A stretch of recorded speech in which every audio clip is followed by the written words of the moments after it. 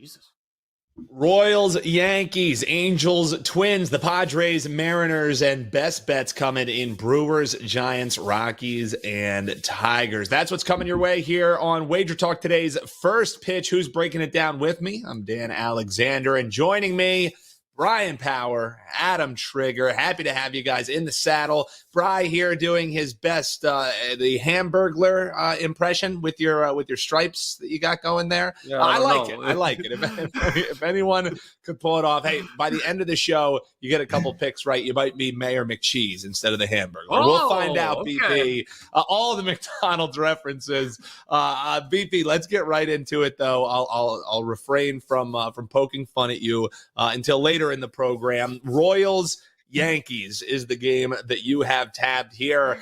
You look at the Royals and 2 more wins for them, and they're going to lock in a winning season no matter what happens. And that would be the first time they do so in almost a decade. The last time they did was when they went and won the World Series, 2015 that was. So do you think they get closer to that? They inch closer, split that in half. They only need 1 more win, or do we have a bounce back coming from the Yankees, who, what a gem pitched by Lugo yesterday. 5-0 was the final.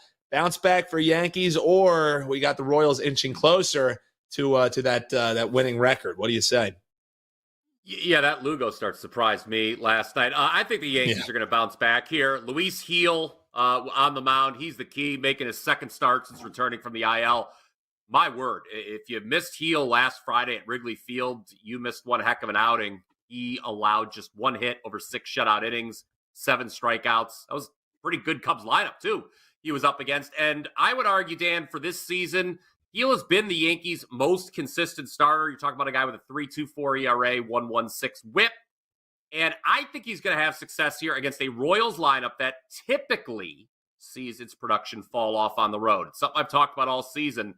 But this home versus road split when it comes to the Royals strikeout rate is really crazy. At home, they strike out at the lowest rate in all of baseball. On the road, they strike out at the 5th highest rate.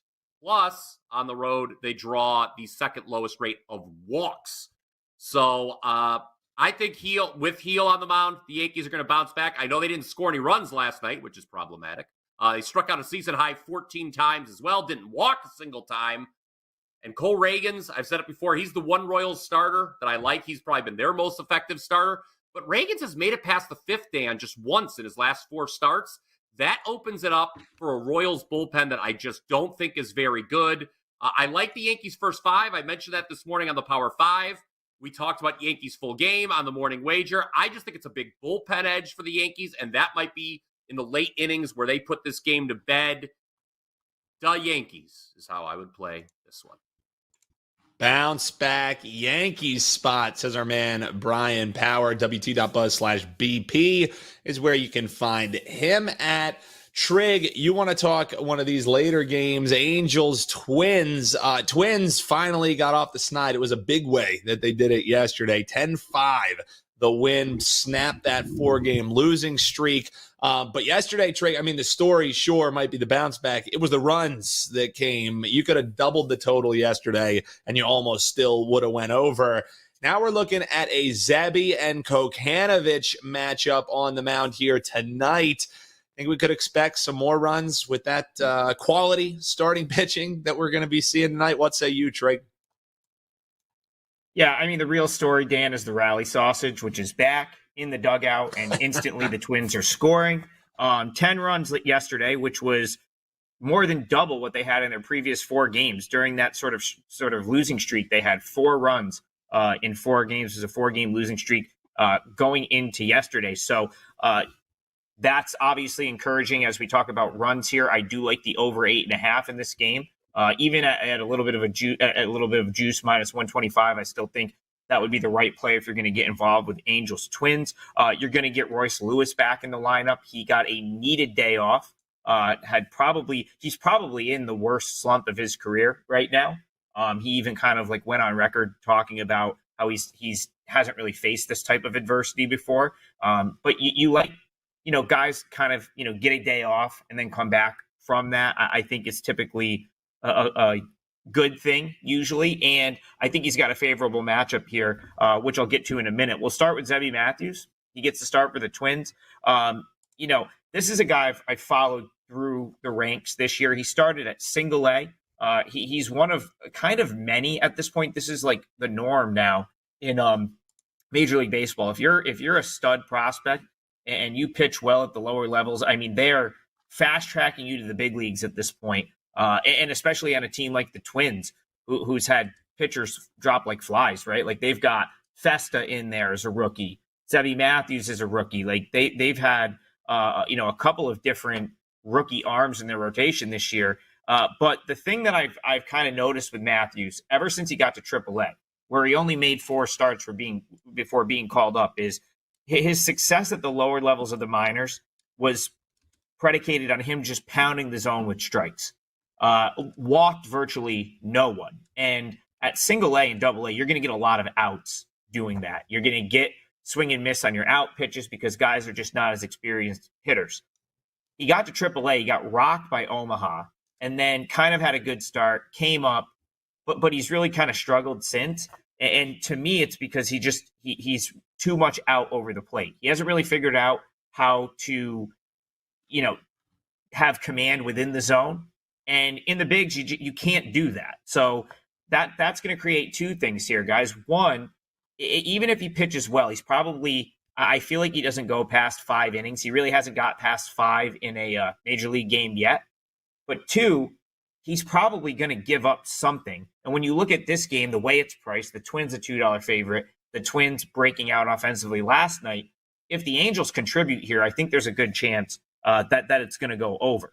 And of course, just one more thing about Matthews, his last 4 starts, 8.42 ERA, and he's given up 19 hits and 13 runs in 7 innings over those last 2 starts. So too much out over the plate. And even the Angels, a dreadful team like the Angels, can do something with that. Now, on the other side, Kochanowicz, Dan, you nailed the pronunciation. That was impressive.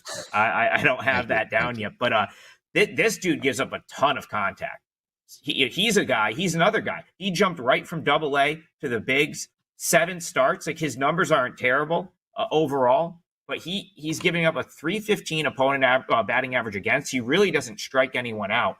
So he's kind of a ticking time bomb to get like blown up at the big league level.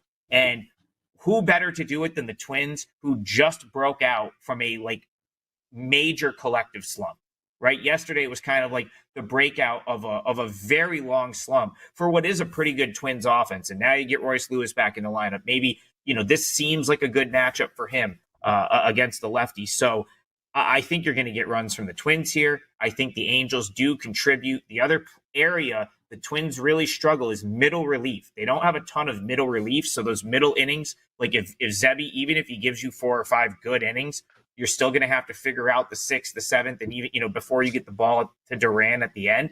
And then, of course, if the Twins have a lead, they're definitely not going to use Jax or Duran because there isn't many other high leverage arms. So one way or another, this one feels like runs similar to last night. I wouldn't be surprised to see double digits. And so over 8.5 makes sense.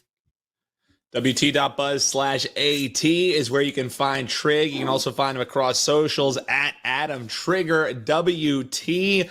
One of the socials you can find him on is TikTok. Shout out to those joining us live over there. Hit that follow button. Same can be said on X and Instagram. And for those on YouTube, that like button goes a long way. If you haven't already, subscribe and hit that little bell. Get notified when we go live, when new videos are posted, like Bet On It, college football, and NFL coming your way later today. It's Bet On It Wednesday, folks. Shout out to Kyle Mushoffen, Lord Farquad back in the chat. My man, nice to see you. Boss 429, Hal L, Russell Deck, Fortnite, Alfred 44. Appreciate all you hit that like button while you're hanging out. We got some questions coming in for you live viewers. We'll hit on the Marlins and Pirates, the early game coming up here in just a few. We're going to talk some Mets Jays as we saw that coming across. We'll hear that one from Bryan, Braves Nats. We'll have Trig breakdown.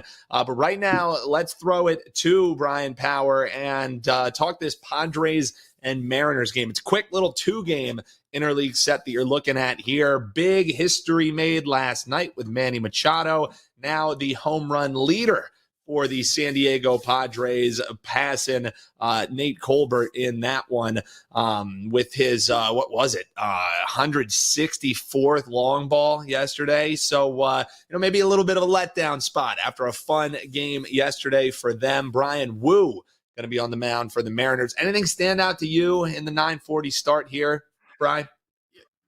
Look, I passed on this game because last night I made the mistake of taking the Mariners. It was a very disappointing loss. I thought it was a great price. They're making fun of me with the headphones, Dan. But check this out, okay? Yu Darvish was the guy I had faded his first start back. I had taken the over in his first start back. I expected him not to be very good.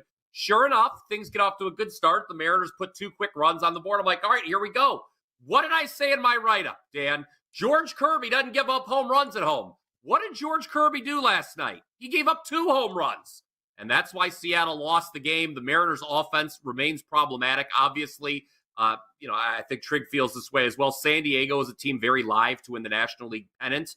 Now, the thing here, why I don't want to go the other way, is Bryan Woo, we've talked about him all year, is just sensational, as are all these Seattle pitchers at home. Michael King's been pretty good, too. Maybe if you're looking for anything, I mean, the total's low, but I would not imagine we're going to get another high-scoring game here in Seattle. Obviously, run suppression. The Mariners are the best at it when it comes at home. No team, they allow a half run per game fewer than every other team at home this season. So maybe you try to get creative and bet against one of these offenses, because I like these 2 starters. The bullpens are good as well. And this Mariners offense has proven time and time again that it will let you down when you need them to come through. And you got to have a sneak preview as well of what it sounds like when Brian Power cashes a 5%er, and he gives himself a little Bryan Woo during the breakdown of his own play there. Yes, that is exactly what it sounds like there. Trigg, feel free to add any thoughts on that one, as it's a game that I'm sure people will have their interest on this evening, wrapping up that 2-game set. If you don't have anything on that one, though, would love to hear your thoughts on the Braves and the Nationals going tonight. We've seen this total tick up a half point, open 7.5. Looks like we're sitting at 8 across the board as Fried and Irvin are taking on each other. 6:45 Eastern time to start in that one. Any thoughts for the Bravos and the Nats? Yeah, I have thoughts on both of these. I'll be real quick on Padres Mariners. I did a TikTok video. Someone asked about this game yesterday. And even though I knew to not bet the Mariners because I haven't really done it in months, I think they're an atrocious team. I leaned toward the Mariners last night, and of course they lost the game, which really is not unsurprising at all at this point. I'm not going to make that same mistake again. I like King, so if you absolutely forced me, I'd be on the Padres here. But it's not something I'm going to play because I'm not going to come back and then have the Mariners shove it in my face. So lean Padres, but again, it's a weird series because the Padres are such a superior team. That you should be looking at this minus 106, King on the mound, and being it's a no-brainer to take the Padres. Similar to last night when they were the better team again. And I do think the Padres are going to end up in the World Series this year. I've been saying that for a couple of months now. So not fading the Padres at all the rest of the way. That's a play-on team, in my opinion. As far as Braves and Nationals are concerned, I did a video on Instagram yesterday for this game where I gave out the under. One of the teams cooperated. The Braves didn't give up a single run, but unfortunately, Mackenzie Gore gave up touchdowns, and it ended up being a 12-0 Braves win. I still think the Braves are extremely overrated, which is I could only bet against the Braves at this point. The schedule has fallen really nicely for them, where they've kind of now had series against the Blue Jays, the Nationals. They're catching some of the lesser teams at the right time. I still think it's wild to lay $2 on the road with this Braves team. If you look at this lineup, the bottom, it's 5 through 9 are all like 600 OPS guys. It's just not a good lineup at all. The Nationals, they at least have upside. They called up Dylan Cruz. At this point, you've got a very young lineup: Cruz, James Wood, I think Jose Tina's in there, Andres Chaparro. Like it's a new sort of group of Nationals, like very different team than what was on the field for the, pretty much since August 1st, right? Because Chaparro came from Reno or the Diamondbacks organization, Tina over from the Guardians. So this Nationals team the last couple of months is completely different. Dylan Cruz was down at AAA until like a few weeks ago. So I definitely think there's upside with the Nats. I also like Irvin's like one of the guys that's starting to grow on me in this Nats rotation. He had a really good start against the Braves earlier this year. So Nats plus 1.5 is on my short list. I have not played it yet, but I don't know if I will, but definitely like one I've considered for today is taking that run with the home team, Nationals plus 1.5. I at least think that this is going to be a better game than yesterday's, and I wouldn't be surprised if the Nats won it. Looking towards a potential Nats W in the bounce back. Folks, we have a terrific deal going right now over at WagerTalk.com. WT.buzz is WT.buzz/deals is where you can always find them, but you see it on your screen now. 30 days. That's right. A month of NFL and college football action. Both of these guys, while they're giving you winners on the diamond, are still going strong in NFL and college football. You can drop that down, take over $50 off, just $199. Gets you 30 days of all access out of the two sports everyone wants to be betting now and throughout the fall. So check that out, WT.buzz/deals, or head to these guys' pages. It's loaded right there. No promo code needed. You just lock it in your cart and you're good to go. We're going to talk the early game coming up here in just a moment. Marlins and the Pirates coming your way. But first, just want to get your thoughts, Bri. There's been a couple of questions here across different channels on the Mets and the Toronto Blue Jays. It's funny because the Mets can lose, what is it, like their first or second game in their last dozen and still be fighting for a wild card spot. Now they're sitting there tied with the Bravos. So, this series finale going at 3:07 today becomes all that more important. Each game is insanely important down the stretch here for the New York Metropolitans. It's Manaea and Francis going to be going in this one. What's your thoughts in this one, Bryan? Well, first, Dan, I absolutely have to bring up what happened last night because it finally happened. David Peterson finally had a bad start. I've been mentioning it on every show, his expected ERA and how nobody has a bigger difference between actual and expected ERA than Peterson. He blows up finally, gives up 5 runs. Toronto, who I gave out on the Power 5 yesterday, was the correct side, and they get it done. On the Power 5 this morning, I gave out Mets team total under 4.5, actually, because the Mets are facing Bowden France. Bowden Francis has been sensational of late. 3 runs or fewer in 6 consecutive starts. 3 of those 6 starts, he goes 7 innings and allows just 1 hit. Now, the concern with betting the Mets team total under, I understand, is the Blue Jays bullpen is usually an adventure, but the Mets have only scored, 5 runs in the first 2 games of the series? They got a little lucky on Monday, winning. That game went extra innings. Getaway day, maybe they're swinging a little more freely. I think runs are going to be scarce because Manaea's been great. Mark Zinno insults the man, his appearance all the time. We know that, but he's a great pitcher. And I just think runs are going to be scarce in this game. These are 2 greats. Manaea, when was the last time the Mets lost with Manaea on the mound? June? So runs are probably scarce, but Bowden Francis has been absolutely tremendous. And I don't think the road team's putting up many runs in this game. So I said Mets team total under 4.5. A little juicy, but I think it's worth it. Sure, our friend over on TikTok, M&M's, is loving that you're also thinking there might be runs at a premium in that one. He's looking towards the Nerfy in that Mets game, and he's also looking towards Francis going over his strikeout total. So kind of aligning with the way that Brian Power sees that game. Strong pitching, low run totals. music to MNM's ears. Appreciate you tuning on. Keep those comments coming. Hop below in the comments. Let us know what your best bets are tonight. The guys have theirs coming up. Rockies, Tigers, we'll talk. Everyone wants to know about that game for sure. And Brewers and Giants, that's coming up in best bets. But I have both you guys touch upon some of these early games for the live viewers. Trig, we'll start with you, and we'll get BP's thoughts on this one as well, as the Pirates are going for the sweep. Nobody told the Pirates their season is done, apparently. 12:35, this one going.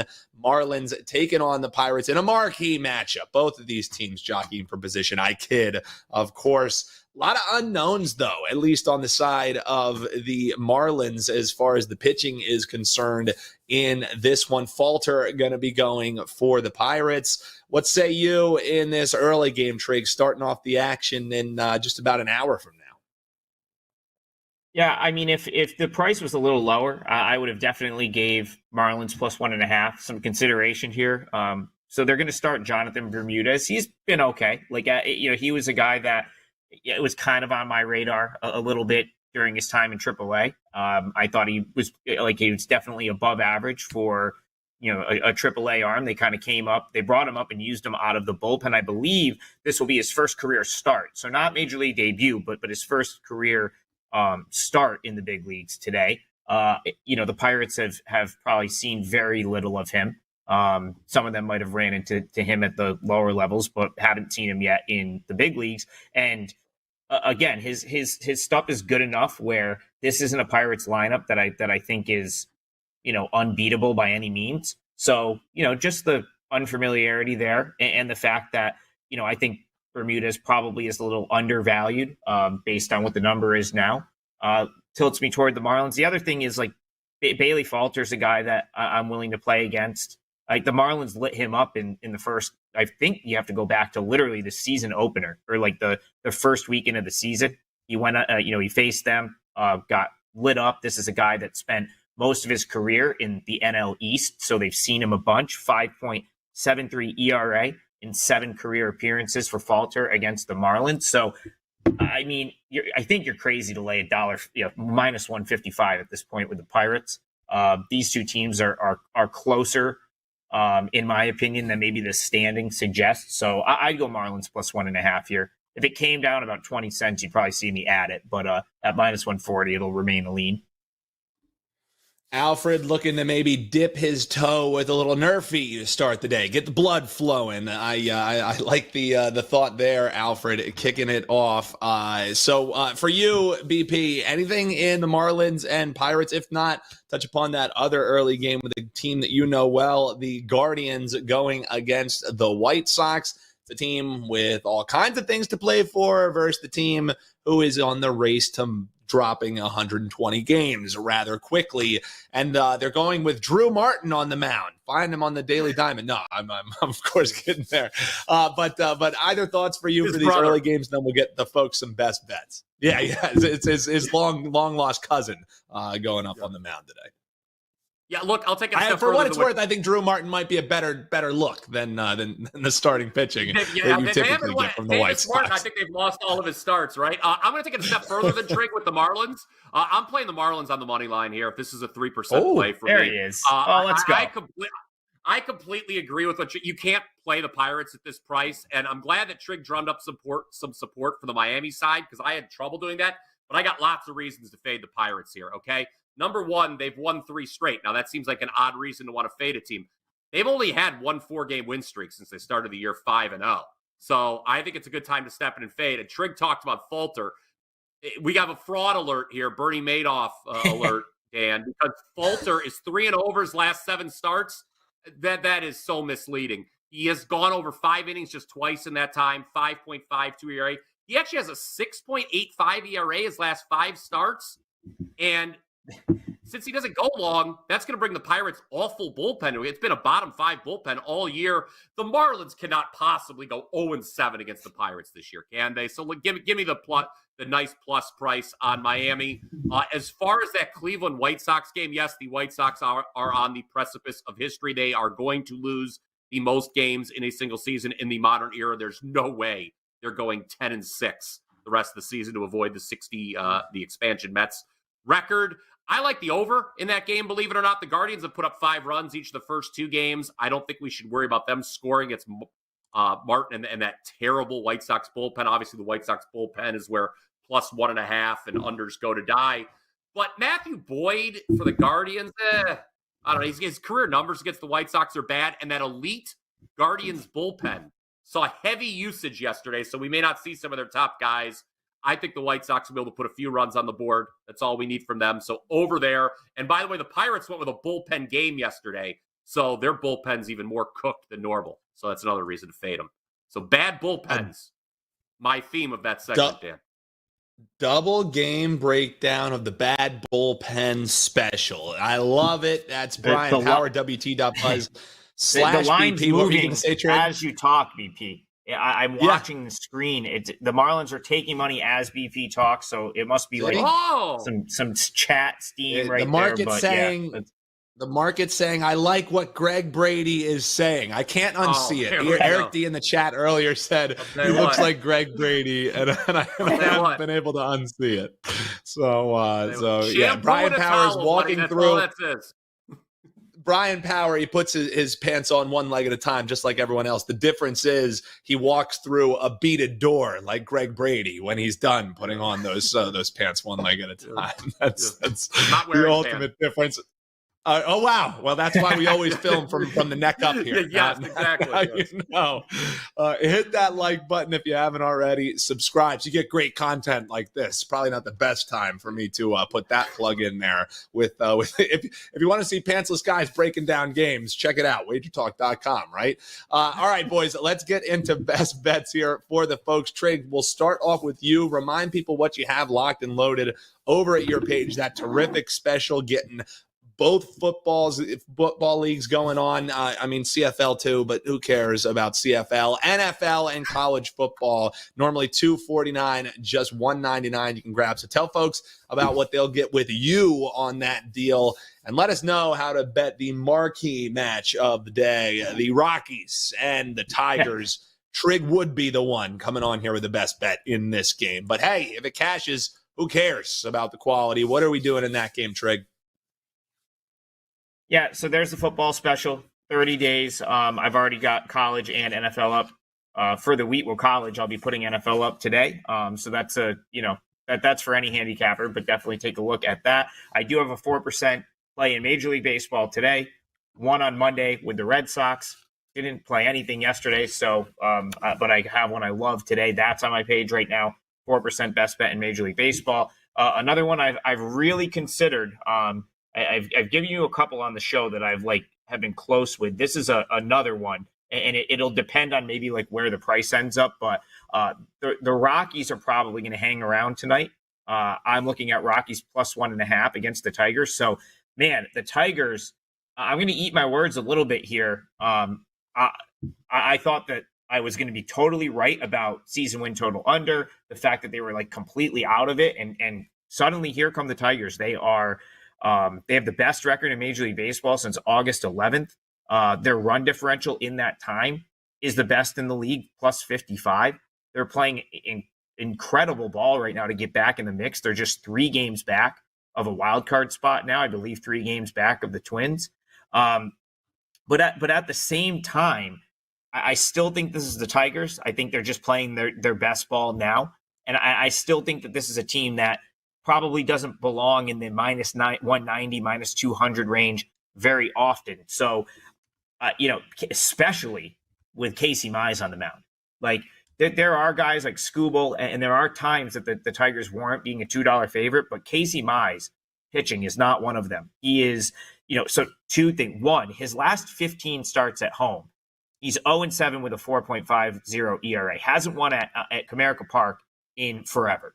The second thing that is the more concerning thing to me is the fact that the velocity on his fastball has been down since coming off the IL. So he had a hamstring injury, missed about 2 months. This is going to be his 3rd start off the IL, and the fastball velo is down. So that's obviously a concern. The Rockies haven't hit anything lately, but you give him an average pitcher that doesn't have his tip-top velo on his fastball, even the Rockies can do some damage against that. Now, The Rockies yesterday got destroyed. The good part about that is the preferred bullpen arms are still down there. And Dan, you're probably like, what preferred bullpen arms? It's the Rockies. But there are actually a couple of really stud relief pitchers down in this bullpen ever since August 1st. So you're looking at Luis Peralta. The dude has been completely unhittable. In the minors, go look at his minor league numbers. It's insane. He's got like a sub-1 ERA, a sub-1 WHIP. They somehow convinced the Pirates to give him up. And since August 1st, since he's been in the Rockies organization, lights out. Since they called him up, 6 scoreless innings. He's given up like 2 hits. He's nasty. He'll definitely pitch tonight. He hasn't pitched in a couple days. The other guy is Angel Shavili. His season-long numbers are inflated. But since they recalled him on August 1st, kind of put him in that closer role or like one of the high leverage roles, he's been fantastic. He will probably pitch tonight. So let's work back to front, right? You've got 2 really good relievers there. Can Tanner Gordon get them the ball? Now, you're going to look at Tanner Gordon's numbers and say, probably not. His ERA is close to 8, but that's at the big league level this year. He's been back down in Albuquerque for a month. Last start for Albuquerque, 8 shutout innings against Tacoma. I thought he looked really good actually in his last 2 starts down there.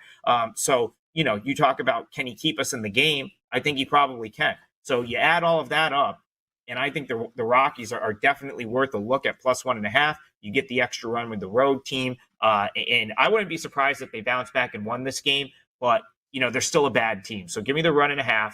But I do think they hang around here, and it's a tight game in Detroit. Hey, when the price makes sense, taking the 1.5. No one picks the spots better than Adam Trigger. WT.buzz/AT is where you can find him over at WagerTalk.com. BP, you'll get the final word here. Best bet for you coming in the Brewers and Giants in the battle of the well-rested pitchers. But also remind folks what you got going as NFL and college football are rolling on. That's special. Again, I can't, drive that home enough of what a terrific deal that is, locking in a month of action for a great price. So what do folks get with you over in that one? And tell us what the best bet is going today in Brewers Giants.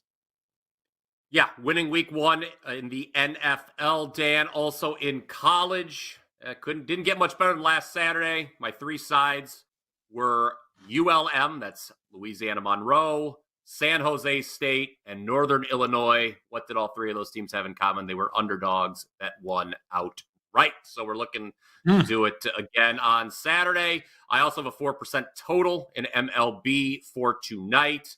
7-1 my last 8 MLB totals. And my best bet on the show here that I'm about to get into is also a total. It's going to be Brewers Giants over 7. Now, betting the over in a game where Blake Snell is starting, admittedly, that seems risky. But Dan, as you know, I never choose the easy path in life. So why would we start doing that now? First off, this number is low. I'm going to get back to Snell in a bit and why I think maybe you might see him give up some runs, or at least the Giants give up runs in general. But first, let's talk about Milwaukee starter Colin Rea, guys. My feelings on him, well documented. This is another guy like Peterson, okay? A massive overachiever early in the season. Let's not be fooled by his 3.72 ERA, because his expected ERA is 4.96. I know they love it when I bring up expected ERA in the comments section. But the regression monster has come for Rea, guys. 5.20 ERA his last 5 starts. It's been a lot worse at night than in the daytime. His ERA is about a 1.5 higher at night than in the day. So that's interesting. And I think the Giants are going to score a decent number of runs here. They faced Rea twice last season. They scored 7 runs off him in 12 innings. Now, Snell, okay, the other part of the equation here, he's an elite starting pitcher. We all know that. But a quick hook as of late. Last time out, he only lasted an inning against Arizona. He allowed 2 runs. There was kind of some head scratching about why there was that early hook. Snell said he agreed with it, but the bottom line is this now. Over his last 3 starts, Snell has lasted just 11 innings total. One of those made up most of those innings, and he's actually given up 5 runs in those 11 innings. And for what it's worth, on the road this season, guys, Milwaukee, 2nd highest team batting average and 7th in WRC+. Dan, I blocked a guy on Twitter the other day who said WRC+ was a made-up stat. I don't need that in my life. But I do think I need the over. That is my show best bet here, over 7. Brew Crew Giants is the play here.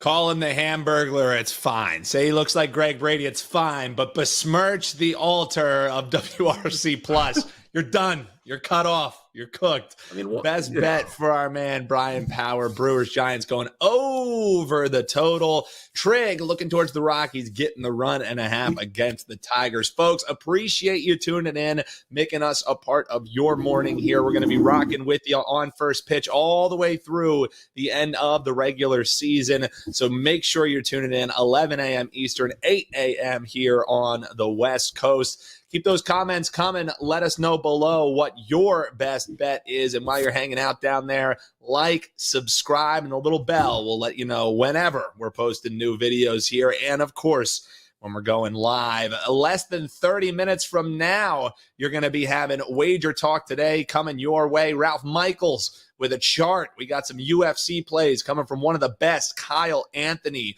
Teddy Covers is given a best bet in the Dolphins and Bills game, and you never know what you're going to be getting with Prez. If you think we say dumb shit on this show, just make sure you tune in to hear our friend Lawrence Presman coming up. Folks, appreciate you tuning in. We'll be back locked and loaded tomorrow morning. Until then, best of luck. Cash those tickets. We'll see you back here on WagerTalk TV.